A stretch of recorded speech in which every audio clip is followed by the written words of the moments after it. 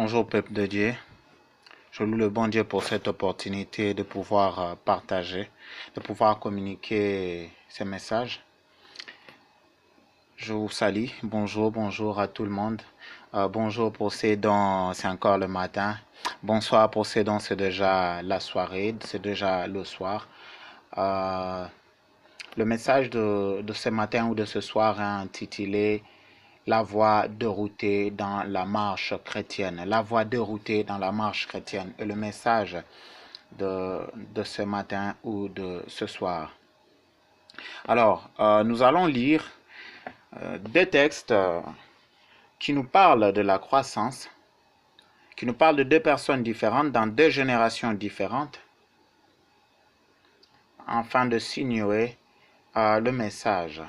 Il est vrai qu'à première vue, nous n'allons pas voir directement l'approche entre la lecture de ce verset de base et ce qui est à l'intrinsèque, ce qui est dedans, ce qui sera communiqué. Mais avec le temps, nous allons voir cela clairement. Alors, je vais lire dans le livre de Luc le chapitre 2, le 52e verset, qui dit « Et Jésus croissait en sagesse, en stature et en grâce devant Dieu et devant les hommes. » Avec la version Louis II, bien sûr, je vais répéter. « Et Jésus croissait en sagesse, en stature et en grâce devant Dieu et devant les hommes. » Et je vais aller lire concernant Samuel, qui est vraiment d'une autre dispensation, qui est la dispensation de la loi et le prophète, dont le Christ est dans la dispensation qui nous introduit dans la dispensation de la grâce au travers de l'alliance. Nous lisons dans 1 Samuel, le chapitre 2, précisément au verset 26, qui dit ceci: « Le jeune Samuel continuait à grandir et il était agréable à l'Éternel et aux hommes. »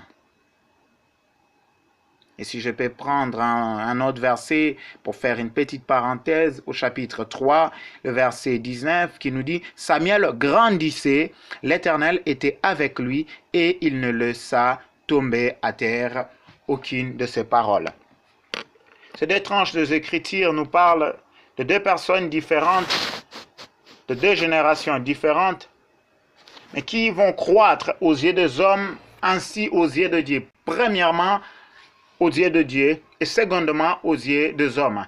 Cela est un automatisme. Quand tu grandis, quand tu avances et tu deviens agréable aux yeux de Dieu, automatiquement tu le deviens pour les hommes parce que tu manifestes le caractère de Dieu. Tu manifestes ce que les autres n'ont pas. Tu manifestes ce que l'homme a perdu. Tu manifestes ce que l'homme a perdu depuis le jardin d'Éden, dont beaucoup de générations aujourd'hui ne parviennent pas à retrouver cela. Alors, si tu es agréable aux yeux de Dieu, cela appelle un automatisme à être agréable aux yeux des hommes, car tu ne peux pas faire du bien à Dieu et ne pas le faire aux hommes. Ainsi, il est écrit, premièrement, aimer Dieu et puis aimer les hommes. Alors, je vais commencer maintenant à me plonger dans le message. Ce n'était juste que l'introduction pour nous signaler que nous ne devons pas prendre une voie déroutée dans la marche chrétienne afin de mettre un frein à notre croissance, de ne pas bloquer la croissance, de ne pas mettre un frein à cet avancement que le Seigneur a prévu pour nous, au travers de la destinée et du plan glorieux qu'il a fait pour nous. Ainsi, je vais un peu définir les choses. Dans la marche chrétienne, nous avons qu'une seule direction, mais qui a deux sens. Et nous avions déjà commencé la marche pour ceux qui ont accepté le Seigneur. Ce message est plus caractérisé pour ceux qui ont déjà accepté le Seigneur. La marche a déjà commencé. Tu as accepté Jésus-Christ comme étant Seigneur et Sauveur. Et là, le Saint-Esprit vient. Et le Saint-Esprit commence à te conduire à marcher dans la voie qu'il faut. Il est bien dommage que beaucoup ne se rendent jamais compte que d'eux qui reçoivent Seigneur Jésus-Christ comme Seigneur et Sauveur, le Saint-Esprit automatiquement prend le leadership dans leur vie. Il est bien dommage que beaucoup ne le comprennent pas et vivent dans une position d'offense à l'égard du Saint-Esprit. Ainsi, je vais continuer. Dévier l'avancement C'est le simple fait de refuser de pratiquer la parole de Dieu. C'est le simple fait de refuser ce dont le Saint-Esprit te communique au fond de ta personne. Parce que le Saint-Esprit, il vient, il habite en toi, il te communique de vérité. Donc, si tu refuses les ordonnances de Dieu, si tu rejettes la parole de Dieu, tu ne seras plus agréable à lui. Et voilà pourquoi nous avons eu à lire dans 1 Samuel, le chapitre 3, le verset 19, qui dit « Samuel grandissait, l'Éternel était avec lui et il ne laissait tomber à terre aucune de ses paroles. Il ne laissait jamais tomber les ordonnances de Dieu. Il ne mettait jamais à côté. » Donc, dévier l'avancement, mettre un enfant, prendre une voie déroutée, cela commence par le refus de pratiquer la parole de Dieu, par le fait de rejeter la parole de Dieu, de repousser à plus tard ce dont Dieu veut que tu puisses appliquer, pratiquer dans ta vie. Et très souvent, ceux qui se disent « bon, je ferai demain », au final, ils n'ont jamais la force de pratiquer la parole de Dieu. Or, la force pour pratiquer la parole de Dieu ne vient pas de nous. Il vient du Saint-Esprit qui nous fortifie, car la chair est faible, mais l'esprit est disposé. Alors, si nous nous mettons à pratiquer d'une manière charnelle avec nos propres pulsions, nous n'aurons pas de résultat. Nous allons tomber dans ce qu'on appelle la religiosité, dont il y a beaucoup de choses qui caractérisent des actes. Cela paraît pieux, mais au fond, il n'y a pas la pulsion de l'Esprit Saint, il n'y a pas le poussé de l'Esprit Saint, il n'y a pas le soutien de l'Esprit Saint. Cela n'est qu'un gouffre de discipline personnelle. Cela n'est qu'un gouffre de discipline régi par une entité religieuse. Et cela est le cas de plusieurs personnes. Je ne vais pas aller vite en besogne, je vais faire quelques pas en arrière pour un peu expliquer le pourquoi beaucoup de personnes se retrouvent à prendre une voie de route. C'est simplement parce que ces derniers refusent de pratiquer la parole de Dieu. Ils refusent au fond de leur cœur. Ils ne prennent pas la décision de le pratiquer. Très souvent, ce sont le genre de personnes qui sont indécis, qui ne savent pas dire oui, qui ne savent pas dire non. Et d'autres, ils sont vraiment décisifs, ils disent non à pratiquer la parole de Dieu. Ils en ont conscience. Ils en ont conscience, comme nous avons le cas de Balaam. Balaam qui va coopérer avec Balak. Il va amener le peuple israélite dans une certaine perversion au travers des conseils qu'il va donner. Certes, il n'avait pas le pouvoir de maudire, mais il va donner des conseils à Balak afin de pervertir le peuple israélite, de le ramener dans l'impudicité, de le ramener dans une vie d'idolâtrie. Dans le livre de Hébreux, cela est stipulé. Voici. Beaucoup ont accepté le Christ, pas comme étant Seigneur. Ils l'ont accepté comme étant la sagesse, comme étant le soutien de leur vie. Ainsi, quand ils ont des problèmes, ils recourent à Christ. Mais quand il faut appliquer la parole de Dieu, ils disent non. Ça, je ne saurais pas faire. Ça, vraiment, je ne suis pas d'accord de faire. Ils n'ont pas accepté Jésus-Christ comme étant le Seigneur de leur vie. Ils l'ont accepté simplement comme étant l'ami, comme étant celui qui peut consoler, comme étant celui qui peut donner de bons conseils. Or, avec le Christ, nous ne fonctionnons pas de cette manière-là. Le Saint-Esprit est venu et l'apôtre Paul nous dit que nous sommes le temple du Saint-Esprit. Le Christ sur la terre, il a marché un peu comme étant un locataire. Il est né là où il y avait des animaux. Ses parents n'avaient pas acheté cet endroit-là. Ils étaient des locataires. Ils avaient juste pris l'endroit. Le Christ, quand il est venu sur la terre, il est venu par la voie de Marie. Il a emprunté la chair chez Marie, afin de naître. Le Christ, même pour sa propre tombe, il a y emprunté. Ce n'était pas sa tombe, c'était l'offre. Mais le Saint-Esprit, quand il vient, il prend l'autorité. Il vient, il manifeste la seigneurie de Jésus-Christ dans nos vies. Et quand nous refusons de pratiquer la parole de Dieu, nous prenons la posture de refuter ce qui nous est communiqué par le Saint-Esprit. Nous sommes en train de l'offenser. Nous sommes en train de l'offenser. Donc dans ces cas-là, nous avons simplement accepté à moitié. Laisse-moi encore vraiment te faire comprendre, toi qui es peut-être dans cette situation. Dans ces cas, tu n'as accepté que la moitié, la proposition de Dieu, de devenir ton Seigneur, de recevoir le salut. Parce qu'avec Dieu, il n'y a pas de mi-chemin. Il n'y a que le chemin total. Pose toi-même la question. Si tu t'élèves pour aller au marché et tu arrives à un moment, tu n'es pas encore arrivé jusqu'au marché que tu t'arrêtes. Est-ce que tu es réellement arrivé au marché? Est-ce que tu vas réellement faire le marché? Cela n'est pas possible. Tu ne pourras pas faire le marché. Tu ne pourras pas rentrer à la maison avec de quoi préparer pour ta nutrition. Amen. J'espère que nous sommes en train de comprendre. Et j'apprécierais préciser que dans la marche chrétienne, il n'y a pas de gauche, il n'y a pas de droite. Nous prenons qu'une seule voie. Nous allons tout droit. Il n'y a pas de sens que nous devons prendre de la manière opposée. Nous sommes appelés à prendre le sens positif. Nous sommes invités à prendre le sens positif. Ainsi, Dieu dit dans sa parole, il y a deux voies, mais je vous conseille de prendre la bonne voie.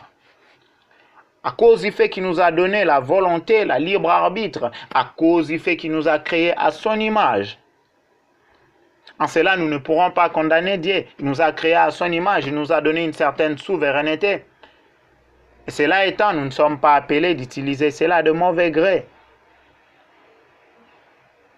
À cause du fait que beaucoup sont venus dans le Seigneur, on les a présentés un Seigneur faible, un Seigneur qui collabore avec le péché, un Seigneur qui accepte le mal. Ils sont tombés dans la religiosité, ils sont tombés dans de pratiques d'idolâtrie, venant aussi à l'église. Ils vivent dans l'impudicité, ils viennent aussi à l'église. Ils vivent dans la fornication, ils viennent aussi à l'église. Ils vivent dans le mensonge, ils viennent aussi à l'église. Ils sont tombés dans une forme de religiosité où ils s'efforcent à pratiquer la parole de Dieu avec leurs propres efforts. La religiosité est le fait de régir un certain nombre de disciplines, un certain nombre de manières de faire, un certain nombre de manières d'adorer Dieu, un certain nombre de manières de glorifier Dieu. Dieu ne nous a pas dit que nécessairement tu dois t'agenouiller. Dieu ne nous a pas dit nécessairement que tu dois te tenir debout. Il ne nous a pas dit ainsi. Il ne nous a pas dit ainsi. La religiosité, c'est le fait de mettre le Saint-Esprit hors de l'ensemble. Quand le Saint-Esprit est hors de l'ensemble, nous tombons dans la religiosité.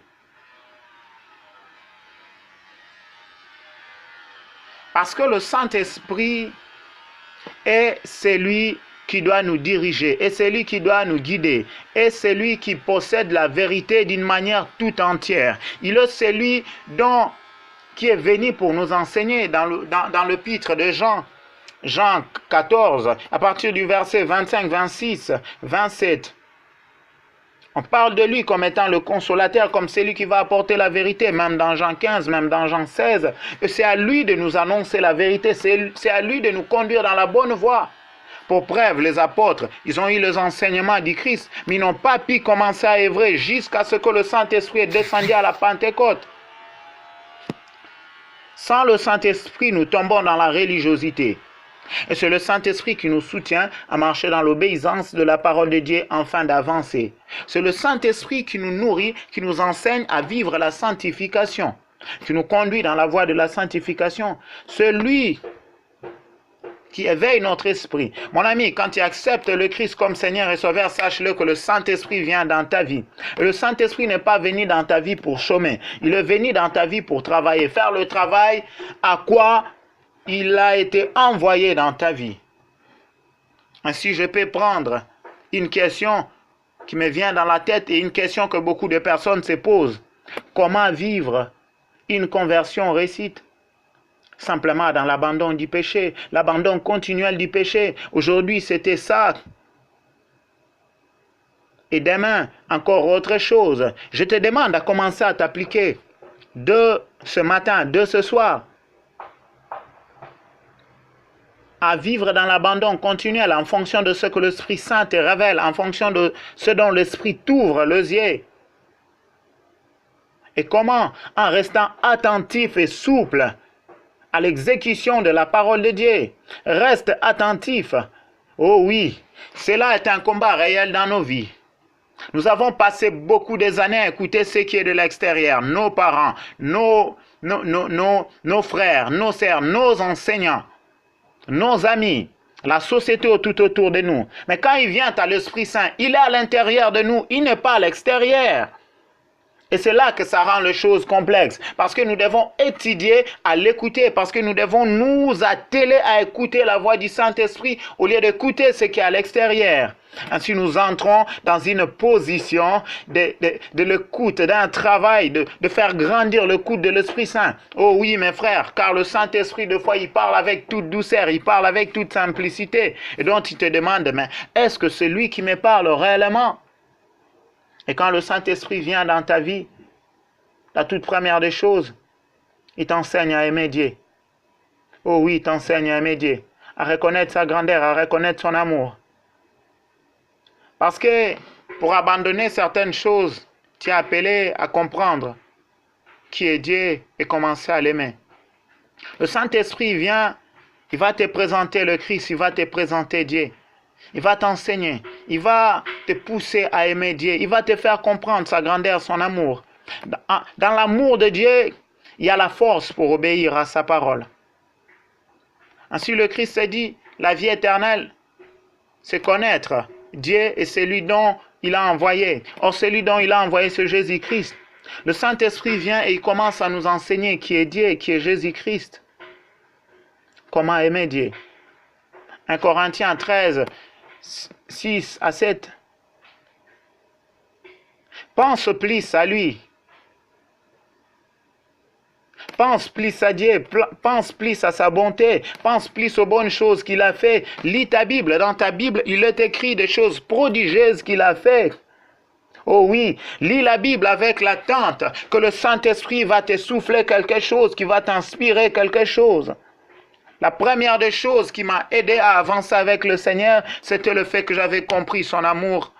Et pas dans la totalité, dans une certaine portionnalité, car on ne peut jamais comprendre totalement l'amour de Dieu, car il est grand, ma tête ne peut contenir cela. Comment aimer Dieu? Étant reconnaissant envers lui. Ainsi tu pourras penser quoi lui offrir, quoi lui donner. Et sinon en retour, nous savons bien qu'il est celui qui connaît toutes choses. Au-delà de cela, il va te demander de lui donner ta vie. Oh oui, il va te demander de lui donner ta vie. Et c'est la meilleure des choses.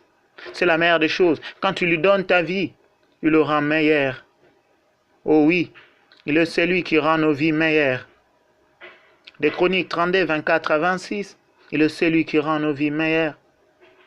Alors, aime Dieu. Aime Dieu. Aimer Dieu te ramène dans l'obéissance. Jean 15, du 13e verset au 16e. Apprendre à aimer Dieu et à découvrir son amour. Vous savez, quand l'amour finit, il n'y a plus de communication. Quand l'amour finit, il n'y a plus d'attente. Quand l'amour finit, nos relations prennent fin. Souvent, c'est ce qui se passe dans la société. Nous commençons à oublier. Ce n'est que quand l'amour finit. Mais quand il y a l'amour, nous parvenons à supporter. Quand il y a l'amour, nous parvenons à obéir. Quand il y a l'amour, nous parvenons à patienter. Quand il y a l'amour, nous parvenons à avancer ensemble. Vous savez, très souvent, nous tombons dans le zapping, dont je peux expliquer de cette manière. Quand tu te dis que tu connais Dieu, tu connais beaucoup déjà concernant la parole de Dieu. Oh oui, tu vas bientôt commencer à zapper. Quand tu te dis, je le connais assez. Parce que même dans le foyer, quand tu te dis, tu connais trop ta femme, tu vas commencer à désirer à connaître ce qui est de l'extérieur. Or, en Dieu, il y a encore beaucoup de choses à découvrir. Il y a beaucoup de vérités à découvrir. Il y a plein de choses prodigieuses à découvrir avec notre Dieu. Oh oui, il y a beaucoup de choses. Connaître beaucoup n'existe pas. Connaître beaucoup Dieu n'existe pas. Il n'y a personne à qui tu peux te comparer. Tu n'as personne d'autre à qui te comparer. Tu n'as personne d'autre à qui tu dois te comparer. Dieu t'a créé à son image. Il a planifié des choses pour toi. Tu dois atteindre certaines choses très prodigieuses. Voilà qu'il est écrit dans 1 Corinthiens 13, versets 9 à 10. Car nous connaissons en partie et nous prophétisons en partie. Mais quand celui qui est parfait sera venu, ce qui est partiel disparaîtra. Mes frères, nous connaissons en partie. Cessons de zapper. Cessons de zapper, restons branchés, connectés à l'Esprit Saint. Ne nous disons pas, oui, ça suffit, je connais assez. Ne tombons pas dans cet orgueil. Ne tombons pas dans cet orgueil. Ne tombons pas dans cet orgueil. Nous allons continuer à lire. Nous allons lire 1 Thessaloniciens.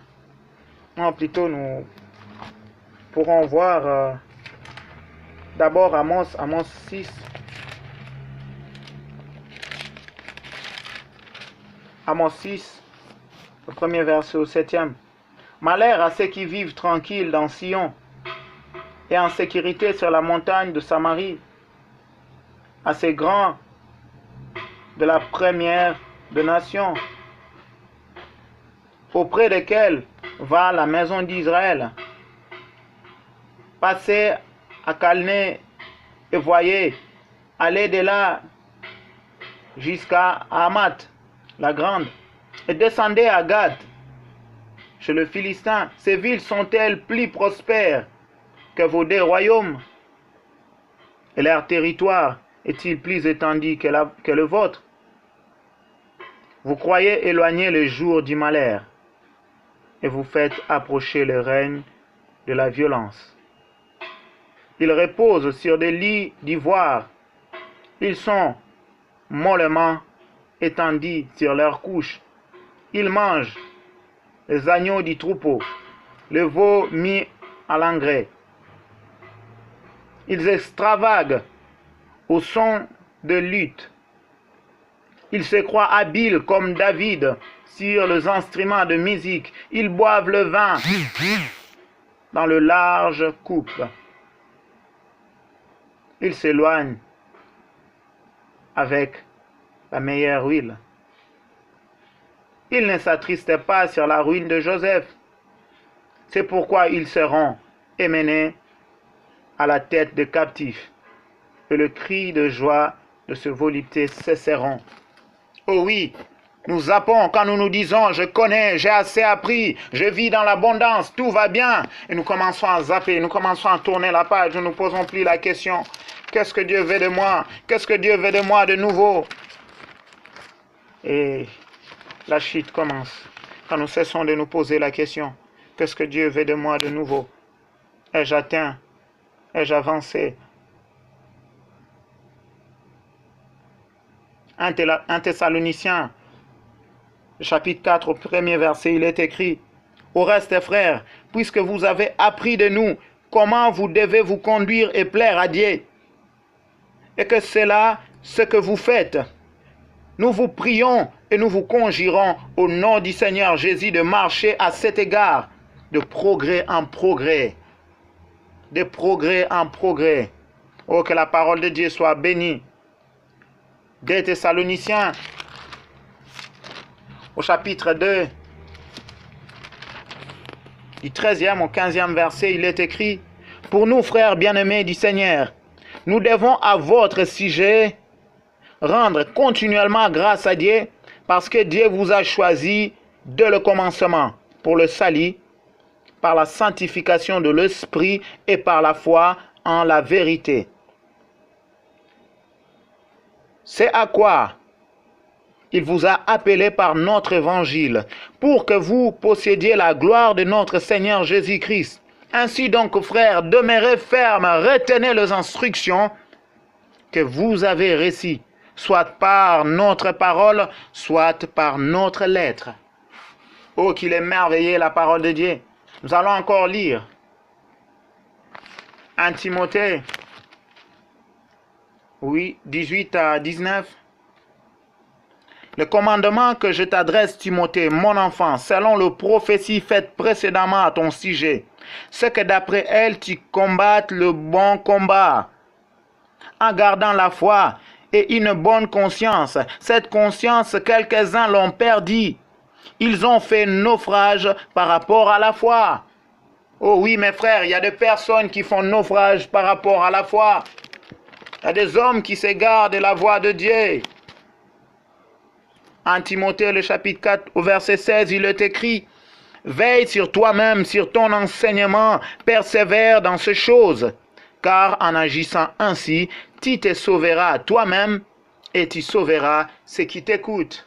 Oh oui, le message de ce matin a pour objectif de te prévenir, de te dire, regagne la bonne voie, ne tarde pas, ne fais pas de pas en arrière, va de progrès en progrès, prospère, avance, selon la parole de Dieu, garde l'enseignement, garde cela fermement.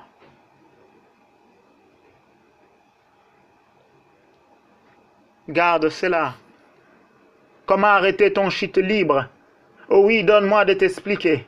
Oh oui, j'apprécierais te dire que cela est facile. Cela est simple. Il te suffit de plaider la restauration auprès de l'Esprit Saint. Il te suffit de plaider la restauration auprès de Dieu. L'Esprit Saint va entrer en action. Il va commencer à te renouveler. Il va commencer à te rendre meilleur. Il te faut abandonner tout.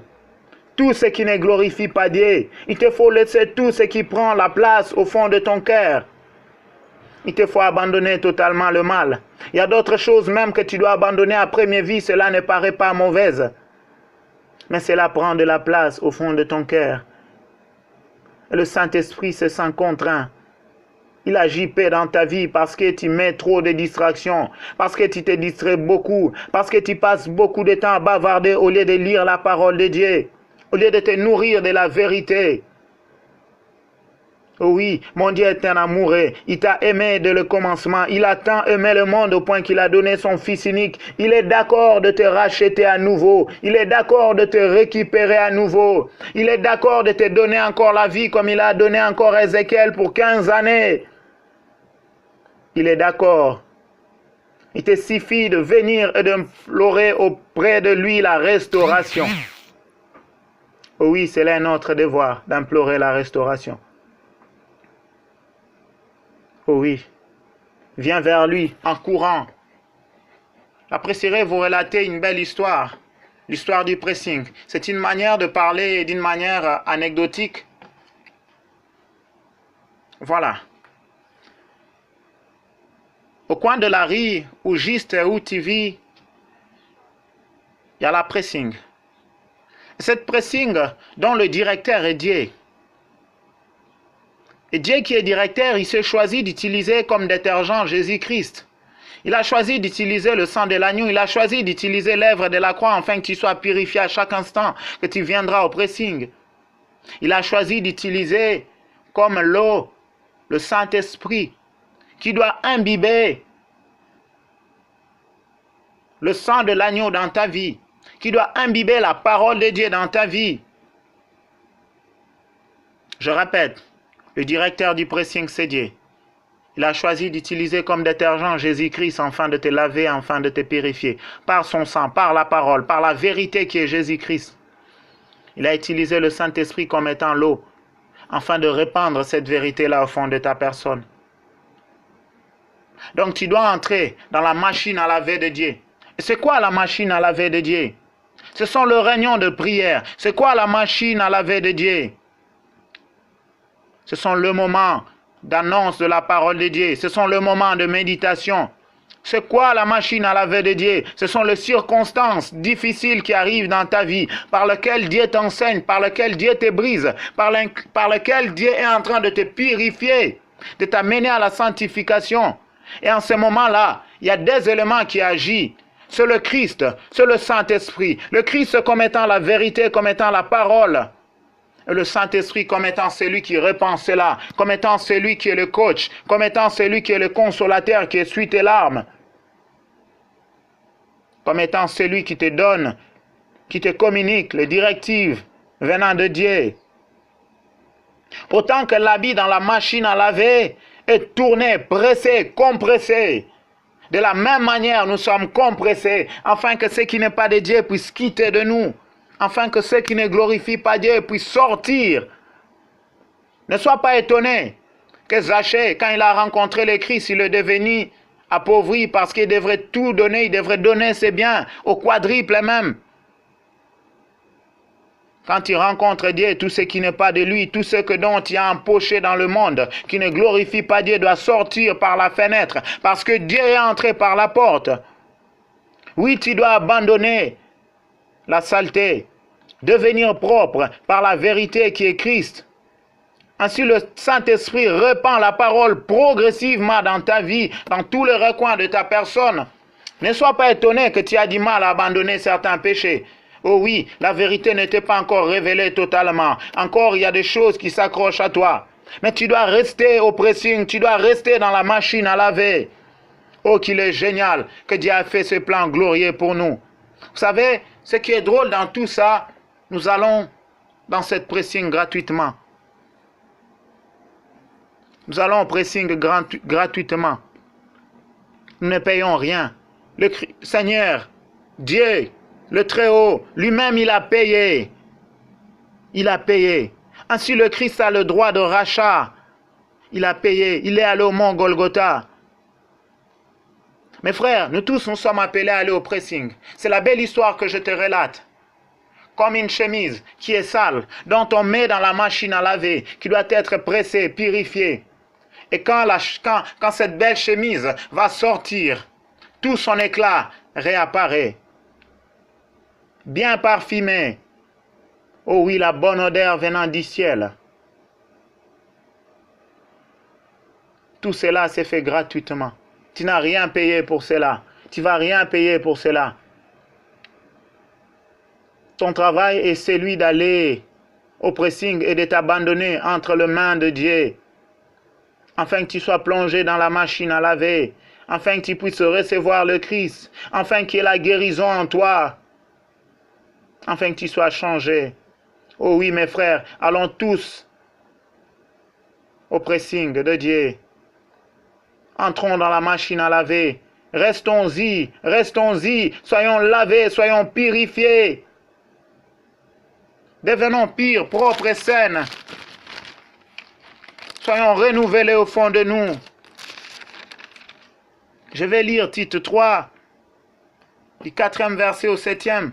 Mais lorsque la bonté de Dieu, notre Sauveur, et son amour pour les hommes ont été manifestés, il nous a sauvés, non à cause des œuvres de justice que nous aurions faites, mais selon sa miséricorde, par le baptême de la régénération et le renouvellement du Saint-Esprit, qu'il a répandu sur nous avec abondance par Jésus-Christ notre Sauveur, afin que, justifiés par sa grâce, nous devenions en espérance héritiers de la vie éternelle.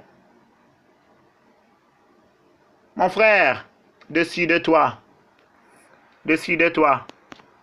Héritier de la vie éternelle, décide-toi. Décide-toi. Je glorifie le nom de Dieu pour ce message. Gloire et louange lui soient rendues. Amen.